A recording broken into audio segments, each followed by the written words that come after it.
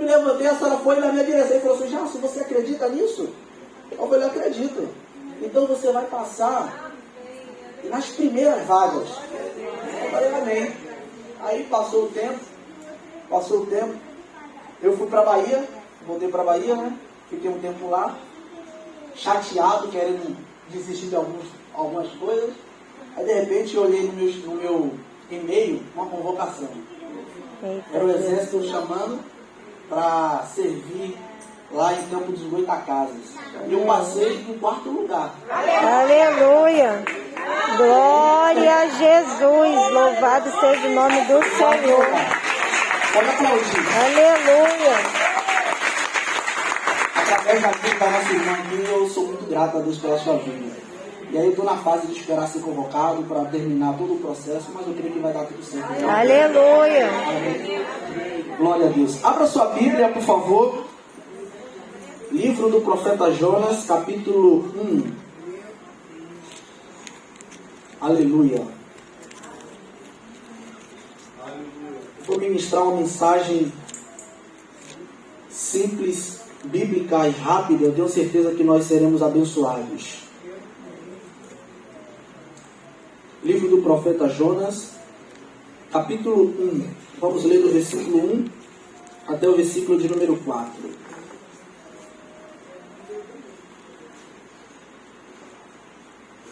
Glória a Jesus. Quem achou o texto e podemos ler, diga amém. Amém. Diz assim: veio a palavra do Senhor a Jonas, filho de Amitai, dizendo: levanta-te, vai à grande cidade de Nínive e clama contra ela, porque a sua malícia subiu até mim. E Jonas se levantou para fugir diante da face do Senhor para Tarsis. E descendo a Jope, achou o navio que ia para Tarsis. Pagou, pois, a sua passagem, desceu para dentro dele, para ir com eles para Tarsis, diante da face do Senhor. Versículo 4. Mas o Senhor mandou ao mar um grande vento, e fez-se no mar uma grande tempestade, e o navio estava para quebrar-se. E você diz amém. Amém. Glória a Deus. Meus irmãos, esse texto e o livro do profeta Jonas é sem dúvida uma das histórias da Bíblia mais conhecida. Existem alguns teólogos que tentam de alguma maneira descredibilizar a historicidade desse texto. Eles dizem que esse texto não passa de uma fábula ou simplesmente uma história para contemplar ou completar as Escrituras. Mas na verdade, o que nós estudamos sobre esse texto é que ele é um texto verdadeiro. É um texto que conta sobre uma história verdadeira. Eles alegam que essa história não pode ser verdadeira porque não se há um peixe no grande mar que tenha a estrutura orgânica para engolir o ser humano. Mas se você der um Google, eu peço que você faça isso depois. No ano de 1880, um homem chamado James Bartley, ele caiu no mar. Ele era um pescador de baleias. Ele caiu no mar e sumiu. Mas depois ele foi achado, ficou preso mais de 3 dias no ventre do peixe e foi achado com vida. Então nós já podemos refutar esses homens que dizem que essa história não passa de uma historinha ou de uma fábula. Também podemos refutar essas inverdades sobre o texto de Jonas, porque o próprio Jesus, em Mateus capítulo 16, a partir do 38, ele faz uma referência ao profeta Jonas. E quando Jesus faz a referência à história do profeta Jonas, então todos os teólogos devem se dobrar à verdade desse texto. Porque, e aqui uma grande lição para nós, quando Jesus menciona sobre a história de alguém, a história deste alguém então ganha notoriedade. Quando Jesus fala sobre alguém, então este alguém é credenciado e as pessoas olham para a história deste alguém de forma diferente. Talvez as pessoas olhem para a sua história e dizem, não passa de uma fábula. Talvez alguém olhe para a sua vida e diz, olha, a história dele não comunica muita coisa. Mas quando as pessoas enxergarem Jesus na sua história, isso começa a mudar. Quando Jesus começar a citar a tua história, e quando as pessoas começarem a entender que Jesus é na tua história, pode ter certeza, esse cenário muda e o nome do Senhor é glorificado na tua vida. O livro do profeta Jonas é um livro muito curto, 4 capítulos. No capítulo 1 fala sobre a vocação de Deus para o profeta Jonas. E eu aprendo com isso que a vocação de Deus para a vida de alguém é soberana. Não tem como alguém fugir da vocação de Deus. Quando Deus chama alguém para um propósito, quando Deus chama alguém para dar a este alguém uma missão de vida, esta missão ou esta vocação é soberana. E todas as tentativas que você usar para fugir do propósito de Deus, vai dar errado. Todas as vezes que você tentar sair daquilo que Deus te chamou para você fazer, vai dar errado. E você vai viver em círculo e a sua história vai ser uma história de frustração. Meu Deus. Por isso que é sempre bom dar ouvido à direção de Deus. Aleluia. E não rejeitar o chamado dele. O apóstolo Paulo diz em Filipenses que a vocação é soberana, é por isso que ele corre para alcançar o prêmio. Porque quando você entende que a vocação de Deus, ela está acima dos seus desejos, ela está acima daquilo que você projeta para a sua vida, ou que pessoas projetam para você, então você está a passos largos para viver uma grande história em Deus. Aleluia. E eu vim dizer essa manhã que você vai cumprir os propósitos de Deus. Em nome de Jesus. Eu vim dizer essa manhã que você não vai sair da vocação que Deus te chamou. Você foi chamado para desenvolver um propósito em Deus. E toda tentativa de sair do propósito de Deus vai dar errado. E Deus sempre vai causar alguma coisa para te trazer de volta para o propósito. Você não vai sair do propósito de Deus. O capítulo 2 do profeta Jonas ensina-nos sobre o poder que há na oração. Porque quando Jonas desobedece à ordem de Deus, a diretriz de Deus, a Bíblia diz que ele foi alçado ao mar e um grande peixe o engoliu. E o capítulo 2, o versículo 1 diz que Jonas, quando estava nas entranhas do peixe, Jonas então clamou a Deus e Deus ouviu a oração de Jonas. Eu já ouvi alguém dizer e comparar que a oração é como uma ligação. E eu, em parte, discordo dessa frase. Porque, dependendo do lugar que você esteja, o seu celular não dá sinal. E aí você não recebe nem faz ligação. Eu, por exemplo, cheguei aqui e não consegui me comunicar, porque não estava legal a área. Mas não é assim com a oração. O homem pode estar no ventre do peixe. O homem pode estar nas profundezas dos mares. O homem pode estar no lugar mais escuro que a vida pode proporcionar. Se você clamar a Deus, alguém pode levantar a mão para receber essa palavra? Se você clamar a Deus no quarto escuro que você está, se você clamar a Deus na situação difícil que você está, se você clamar a Deus nesse tempo de adversidade, Deus vai ouvir a tua oração e vai responder o teu clamor com palavras de vitórias. Aproveite qualquer lugar, porque não há nenhuma restrição. O céu está sempre aberto para ouvir a tua oração. Aleluia. A Bíblia diz que os ouvidos de Deus não estão agravados para que ele não possa ouvir, e nem a sua mão encolhida para que não possa salvar. Deus só está esperando você dobrar os seus joelhos. Deus só está esperando você entrar para o teu quarto. Deus só está esperando você dizer: Senhor, olha a minha situação, olha para a minha vida, eu preciso de um socorro. Aleluia. Ele vai te ouvir. O capítulo 3 do profeta Jonas ensina-nos sobre a grande compaixão de Deus e a misericórdia de Deus. Jonas não queria ir a Nínive porque, de fato, os ninivitas eram um povo difícil, complicado. Mas o povo, quando ouviu a palavra de Jonas, que Deus o entregou, eles decidiram se arrepender dos pecados que eles estavam cometendo. E a Bíblia diz que Deus olhou para aquela atitude de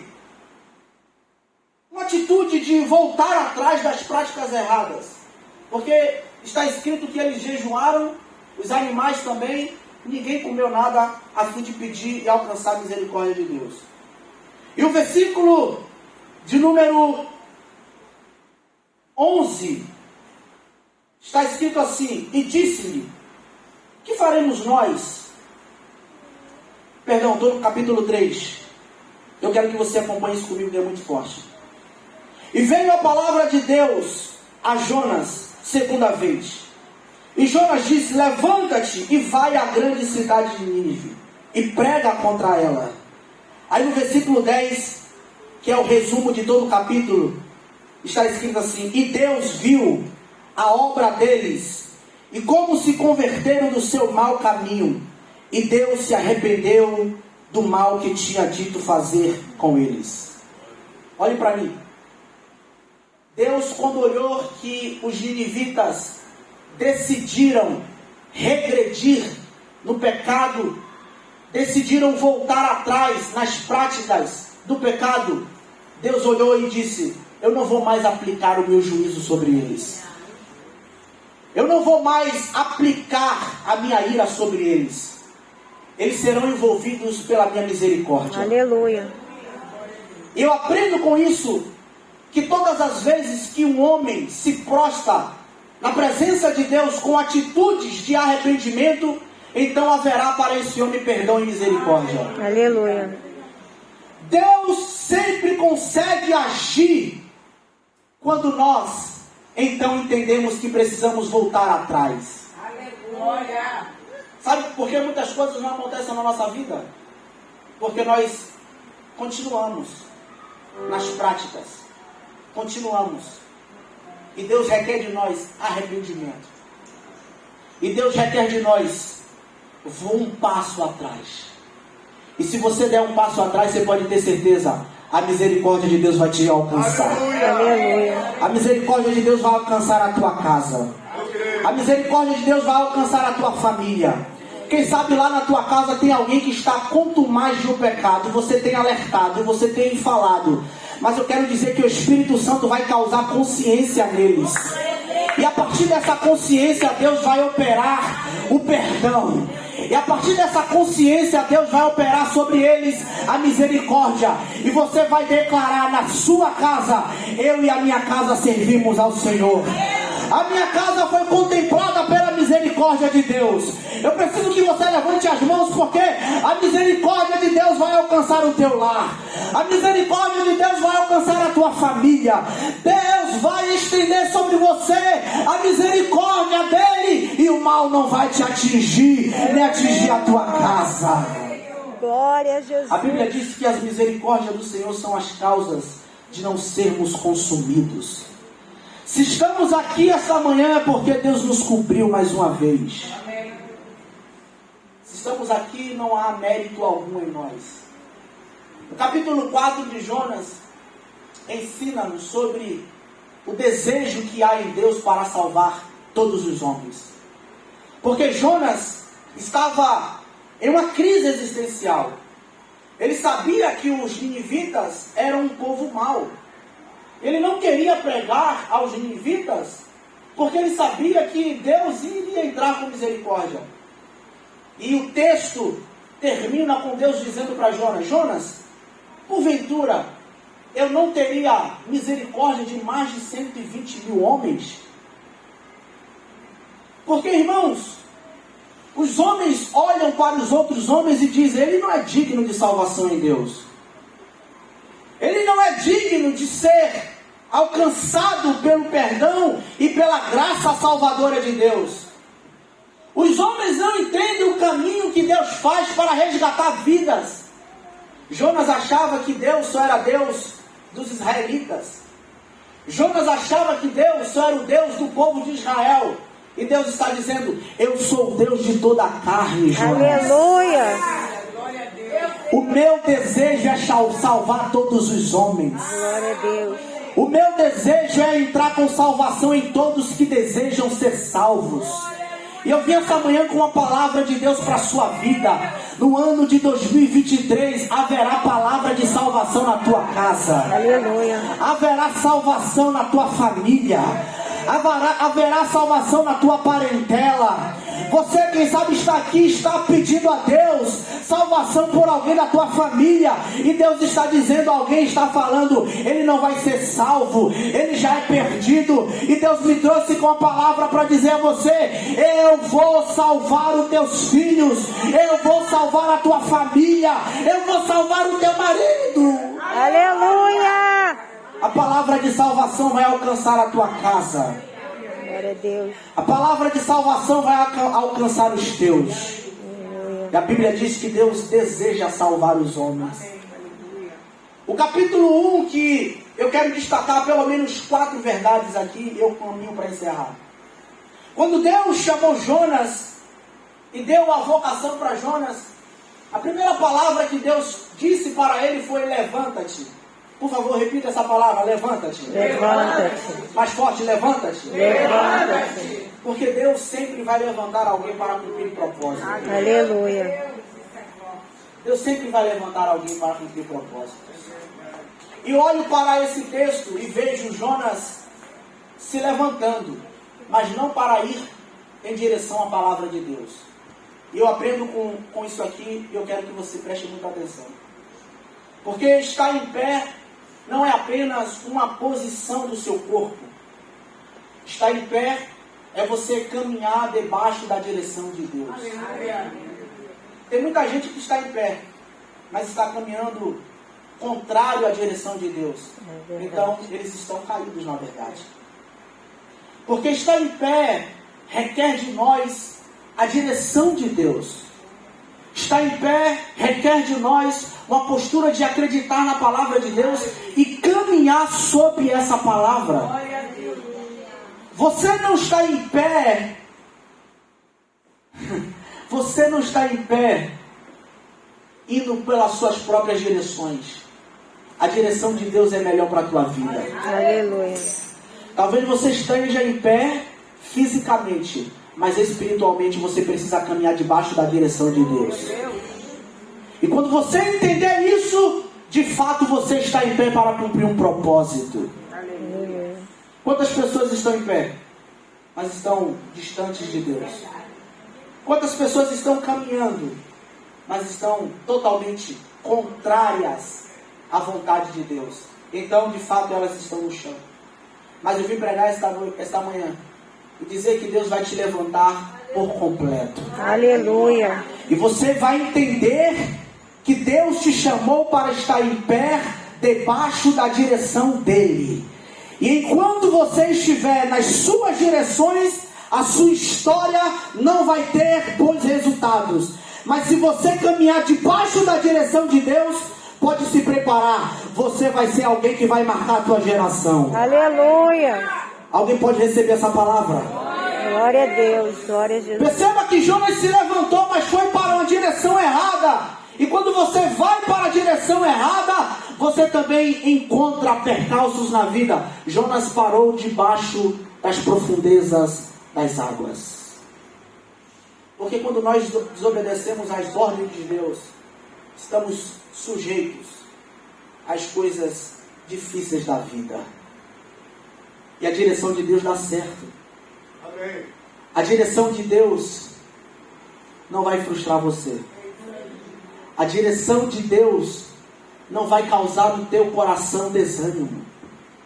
A direção de Deus não vai causar na tua história regresso. Você vai progredindo, avançando. E quem te vê hoje não entende. Quem te vê amanhã vai entender, porque você está caminhando em pé debaixo da direção de Deus. Mas o texto diz que Jonas se levantou e saiu da presença de Deus.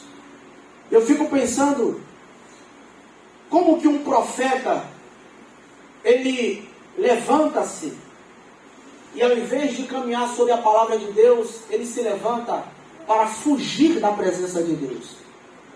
É algo contraditório. Você não pode olhar para um homem de Deus e entender que esse homem de Deus está fora da direção de Deus e continuar seguindo esse homem. Porque, irmãos, Jonas não estava apenas querendo fugir de Nínive.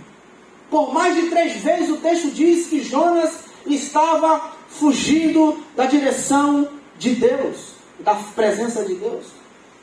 E a consequência de fugir da presença de Deus está no texto. Jonas desceu para o porão do mar. Jonas desceu a Jope. Jonas desceu para o ventre do peixe. Jonas desceu para as profundezas das águas. Porque todas as vezes que você sai da presença de Deus, o seu caminho é de declive. Eu vou repetir isso aqui. Todas as vezes que o homem sai da direção da presença de Deus, o homem nunca levanta, o homem sempre vai em direção para baixo. O texto diz que Jonas desceu a Jope. Jonas desceu para o porão do barco. Jonas desceu para as profundezas do mar.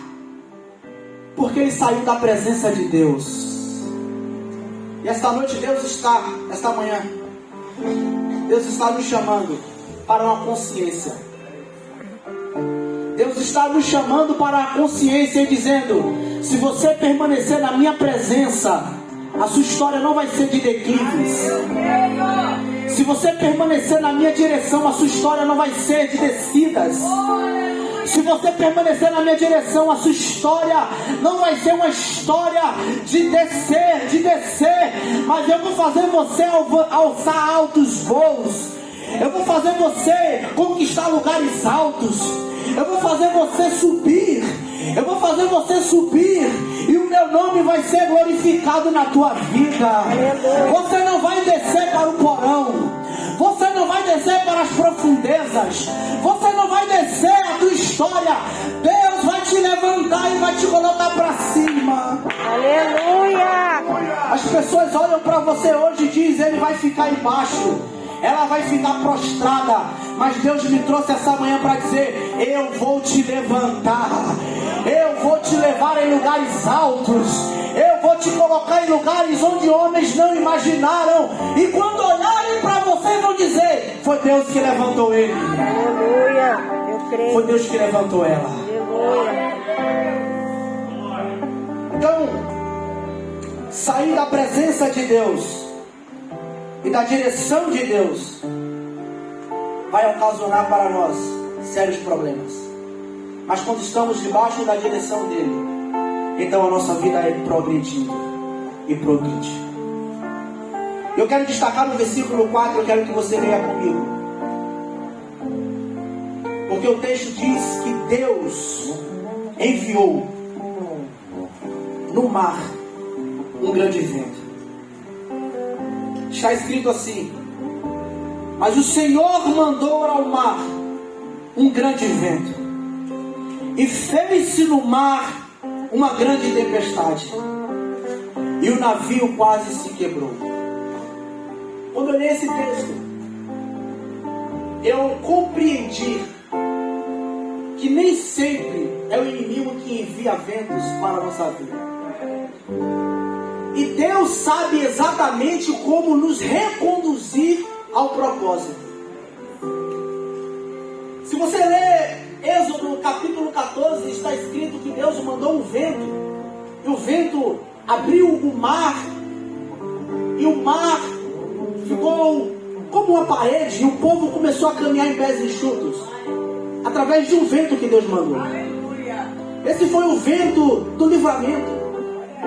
O povo ia morrer, mas Deus decidiu soprar e abrir um novo caminho. Aleluia.